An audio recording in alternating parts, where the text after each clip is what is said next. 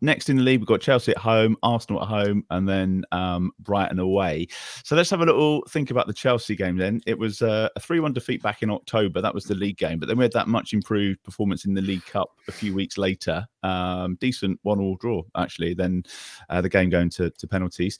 How do you see this one going at the weekend, Glenn? What Chelsea team are going to turn up? Well, I would have said before yesterday that it will be a mad tough game.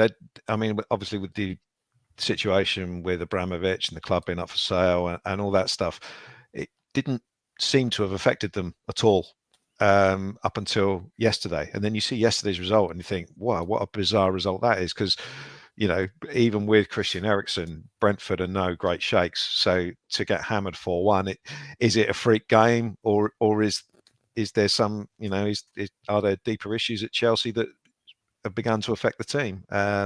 It's interesting. They've got Real Madrid on Wednesday as well before they play us.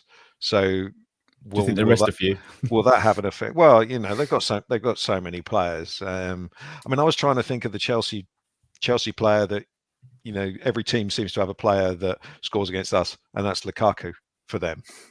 Whatever team he plays for. I mean, I remember him scoring for Everton against us, for West Brom, Chelsea first time round. So I know he's kind of in and out of the side, and he's not been great, but he is the sort of player that gives us nightmares.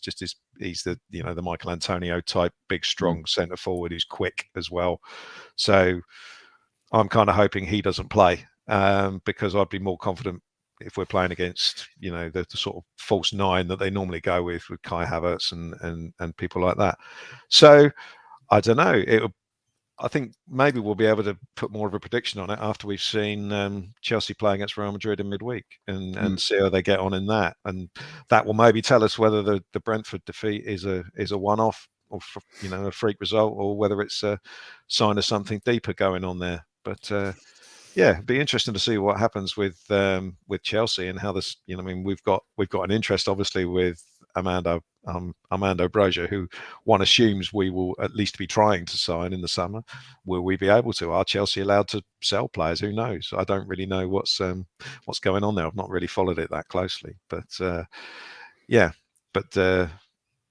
be an interesting one at the weekend. But I'm glad we got the result against Leeds, because we go into it with a little bit less pressure now. 36 points, that's more than enough, I think. So I wouldn't say it's a free hit, but it's certainly a game that we can at least think in terms of getting something out of. It's not we're going to lose this one.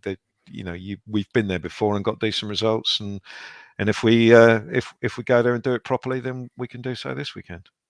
Does that Chelsea result yesterday, Dan, change the mentality a bit? Does it give the players a kind of an edge, if you like? Do you think that there is a chance that we can pull something off like that? I don't think it necessarily changes the mentality. I think it was almost a year to the date since they were thumped 5-2 by West Brom. So it must just be that first weekend of April that they just seemed to switch off, and then they went on to win the Champions League. So I don't think it will... if I was a Southampton player, I wouldn't be looking at that result and kind of licking my lips, because you still know Chelsea are a quality team with brilliant players all across the pitch who, at the blink of a dime can score or, just take a game away from you. But Southampton should get confidence from the games they played recently against the top sides. They should take confidence from what they did against City, against Tottenham, and against Man United. And Ralph was quick to make that point actually last week, or this week, ahead of the Leeds game. Someone asked him about, taking points at Leeds must be crucial because you've got games that you're probably not going to win. And he was like, well, on the flip side, everyone said that in January, and we ended up taking points against these teams. So, we've got proof that we can do it against the top team. So don't write us off. So that's what I'd be doing if I was Southampton. It's just taking not confidence from Chelsea losing, because I would put that down to a freak result, but take confidence from the fact that I'd say in all, even that 3-1 defeat at Stamford Bridge, I mean, Prowse got sent off and then Chelsea scored 2 late goals. I think Southampton were very good in that game up until Prowse got sent off. They were actually on top, I thought. Minus, I'm just trying to think, maybe minus Liverpool away, where they were just battered. Can't remember. Oh, they were battered at Arsenal. They always seem to turn up in the big game. So I'd just take confidence from that if I was one of the players. Yeah. Nice. Phil, they've got issues off the field, bit of vulnerability at the weekend, bit of sloppy defending yesterday. Is it a good time to play them, if ever? I think it's probably as good as any, but I think it would depend how they get on against Real Madrid. You know, if they lose or win 3-0 or 4-0, then we could see a very different Chelsea on the weekend because they might not have a lot in it for the second leg. But for me, I think it depends what Ralph wants to do with it, because judging by yesterday and judging by the formation and the team he picked, I don't know if he's looking to change things again, maybe, give minutes to different players. So does that mean, obviously Broja, I assume, won't be able to play. So does that mean Armstrong comes in, or is he going to play Teller? Well, you'd argue Shane Long's ahead of both of them in the pecking order. Well, at the minute, there we go. 35-year-old Shane Long running the Chelsea defence ragged, I think. So I don't know if it's a good time, but yeah, I mean, I don't think yesterday's result will have done the confidence of Saints going to going to play them any harm at all. And Glenn, who starts for you next week? Do we? I assume we're probably not going to stick with the diamond. Do you think it's going to be back to the 4-2-2-2 with the number 10s, and we'll see the likes of Walcott and Redmond back on the bench? It wouldn't surprise me if he went to 3 at the back in this particular game, because that's what he did in the cup game when we did well.